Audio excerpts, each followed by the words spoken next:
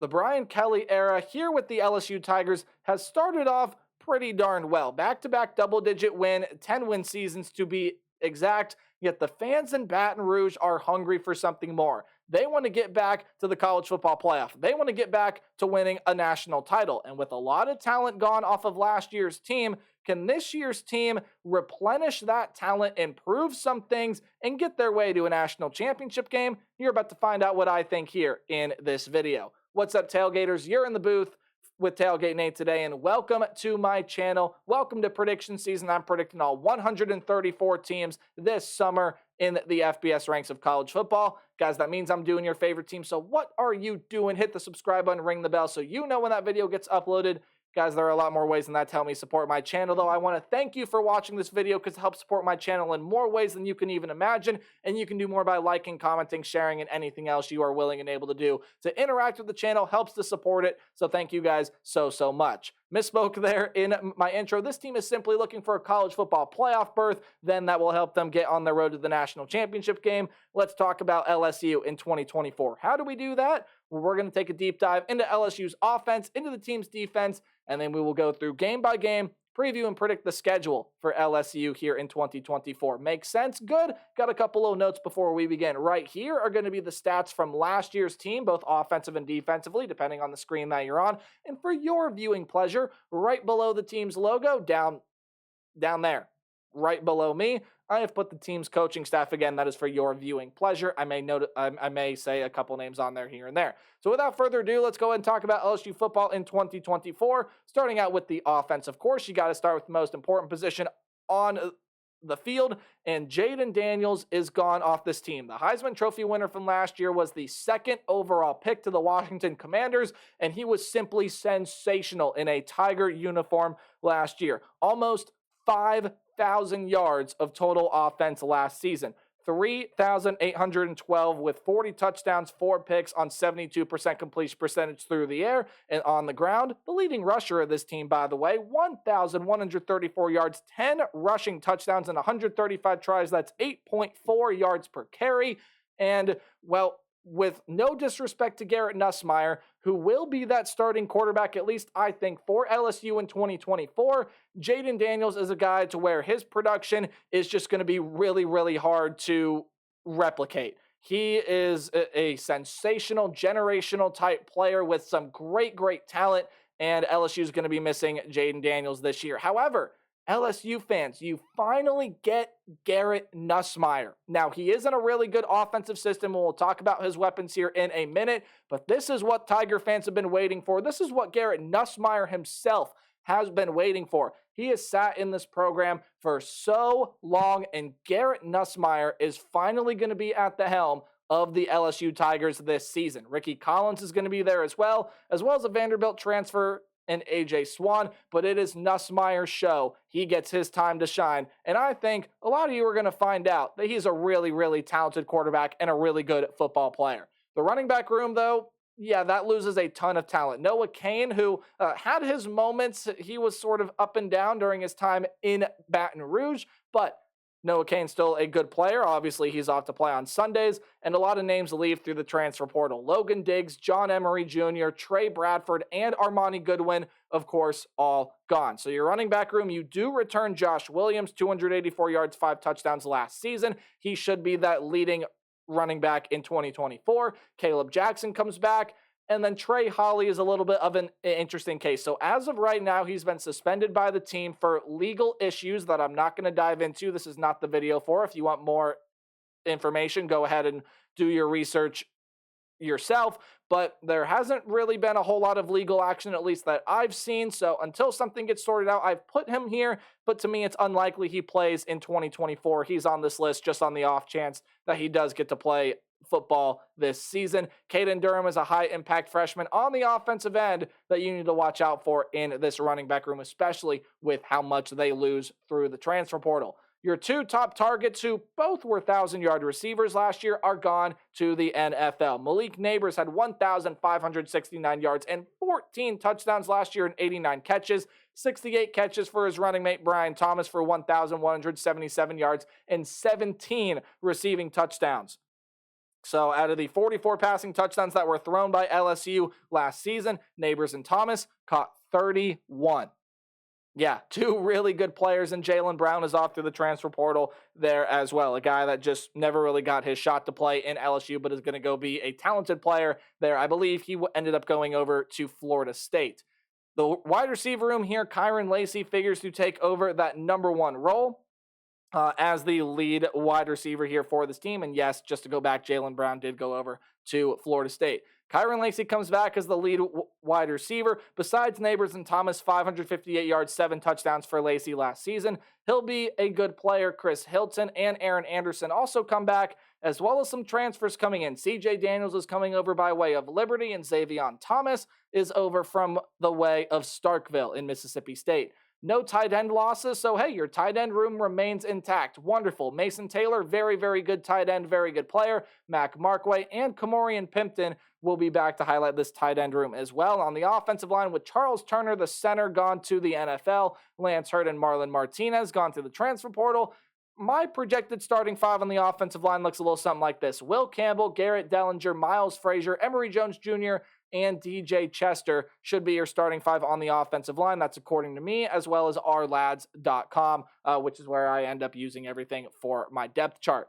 Okay, let's talk about this offense here. Are Jaden Daniels' stats going to be replicated? Of course not. I expect this offense to take a dip in production just because, look, Jaden Daniels put up some insane numbers that would be insane to predict again, so I'm not going to do that. The offense is still going to be good. I think Garrett Nussmeier is a baller. Yes, you lose a lot of talented weapons, but you still got some really good players here on this offense. You're in a very good offensive system. I think the offense is going to do really, really well in 2024, but it obviously is going to take a dip in production from where it was last season. Let's talk about the defense here, because this was the problem of this team last season, and there is no sugarcoating that from me at all. Sure, the pass rush was able to get there at times, but this defense just couldn't come up with a stop when it needed it. You remember the Ole Miss game from last season? Yeah, if that defense could have gotten a stop, LSU would have walked away there with that win. Alabama, Florida State, the other 2 games they lost last year, same thing. Enter Blake Baker, the Missouri defensive coordinator from last year that took a little bit to get going with the Missouri Tigers last season, but ended up being a really, really good defense once it was all said and done. He comes over now to LSU, and he's going to be working with a mix of new and old faces here in this room. We'll start with the defensive line as per usual. Mason Smith, Jordan Jefferson, Mekhi Wingo, and Ovi Oghufo are all going to be leaving to play on Sundays, with Quincy Wiggins and Jackson Howard off to the transfer portal. Omar Spates has gone to the NFL. The former Oregon State transfer came over here to LSU, had a pretty darn good season, 69 tackles last year. That's about all he recorded on the stat sheet, but his impact was more felt on the field. So he has gone through the linebacker room, but you still got a really talented linebacker room here with the LSU Tigers. Greg Penn and Harold Perkins are that 1-2. Harold Perkins, in my opinion, one of the best defensive players in the country. And the Weeks brothers, Whit Weeks and West Weeks, will be coming back to this team as well, as some more high-impact freshmen, Tylen Singleton and Devon Keys, will be coming back. I did not end up saying the names for the defensive line. I'm just realizing, so we'll go through those right now. Braden Swinson, Savion Jones, Jacobian Guillory, Paris Shand, and Jalen Lee come over through the defensive line. Gio Paez and Sean Washington are transfers that come in, and then Dominic McKinley, a high-impact freshman. And just in case, we'll recap the linebackers here. Greg Penn, Harold Perkins Jr., Whit and West Weeks, as well as some high-impact freshmen in Tylen Singleton and Devon Keys. Let's look at the defensive back room now. Denver Harris, Deuce Chestnut are 2 notable cornerbacks that end up leaving this room. We know Harris had some problems with the coaching staff and not really fitting into the system, so he's off to play for yet another new program. LaTerrence Welch and Jeremiah Hughes, some names that leave the cornerback room. Andre Sam is off to the NFL out of the safety position, as is Ryan Yates, looking for a new program through the transfer portal. But your defensive back room for the Tigers is still very, very talented. Zy Alexander, Javion Toviano, Ashton Stamps, and J.K. Johnson all return, with Jair Brown as a transfer coming in to the cornerback position. And in your safety room, Major Burns, Sage Ryan, and Kylan Jackson all come back, with Jordan Gilbert and Austin Osbury coming in through the portal. And as I always say, and as a lot of people say out there, kickers are people too. Let's show them some love. Jay Bramblett is gone. He graduated from that punter position. So it's going to be Peyton Ton and Badger Hargett who are going to be battling it out for the punter position. But Damian Ramos is back as that premier place kicker for LSU in 2024. Okay, that was a lot of names and a lot of information. Let's talk about the LSU Tigers defense again. Just couldn't come up with a stop when it needed to. 28 points per game is not a very good number. Anything over 400 yards per game, yeah, that's not a very good number there either. They gave up almost 45% in third down conversion. That was one of the worst marks in the entire country.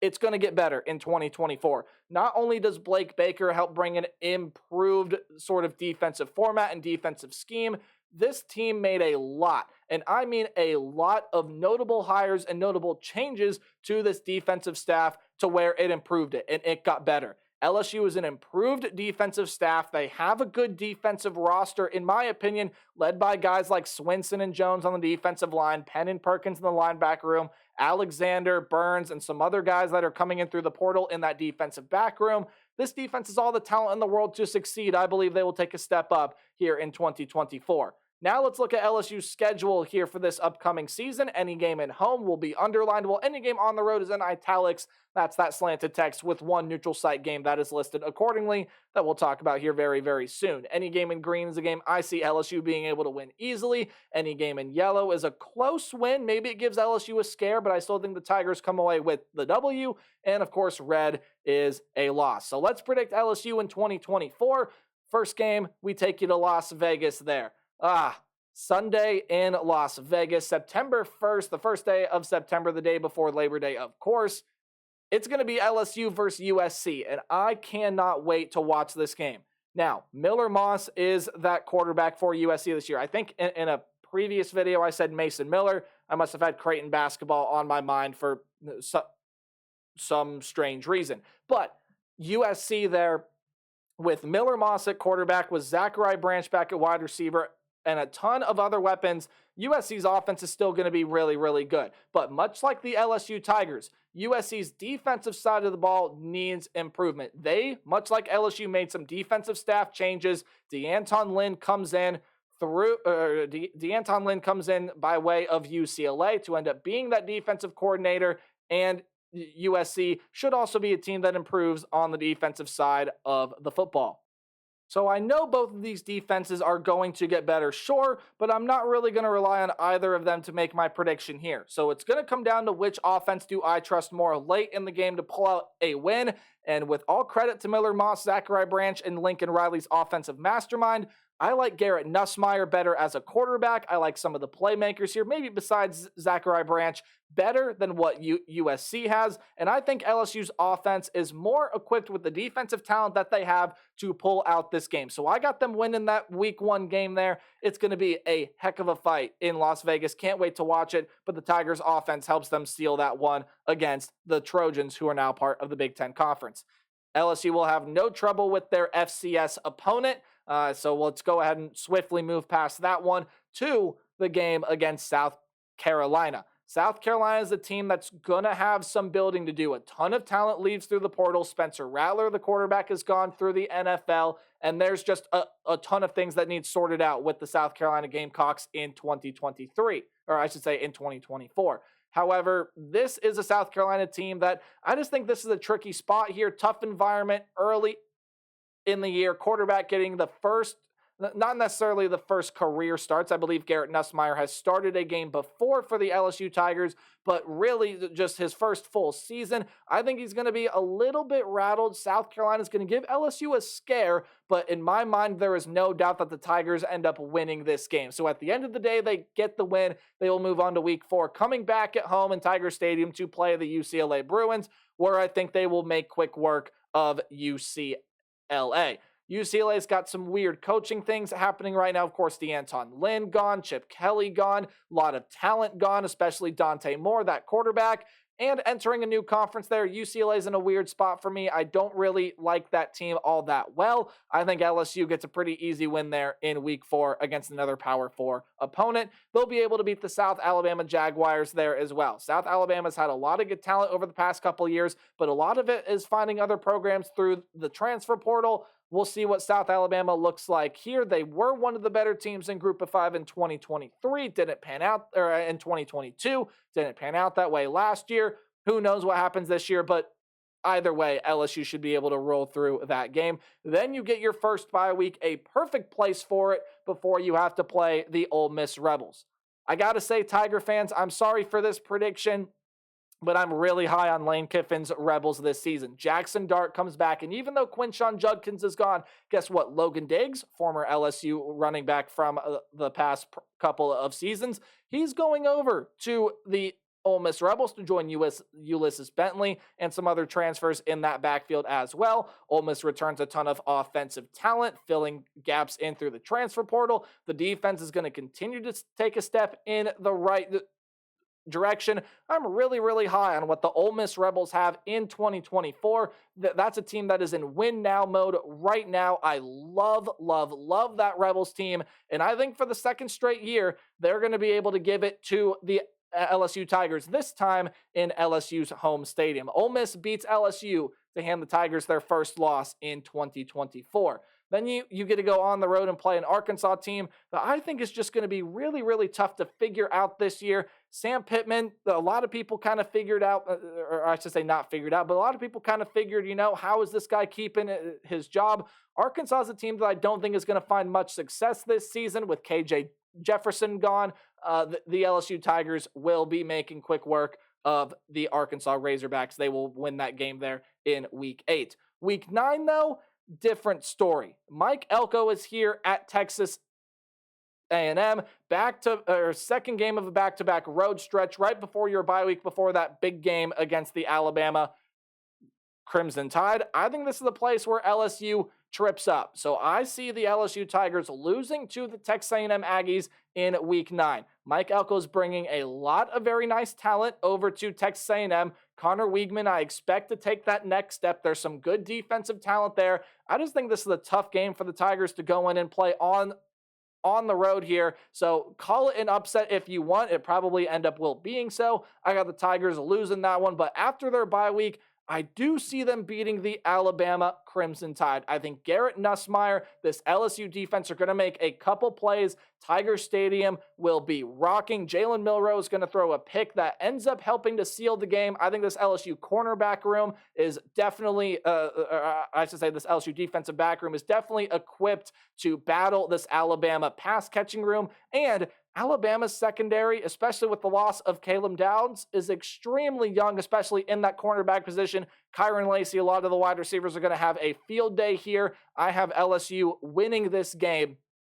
But after a tough, hard-fought game with Bama, you got to go on the road and play Florida in the Swamp and call it another upset if you want. But I got LSU losing that game too. I had to find some wins for Florida somewhere, and this is one that I could definitely see LSU dropping. Florida loses a lot of talent through the transfer portal, yes. A lot of good defensive players. Trevor Etienne is gone, yes.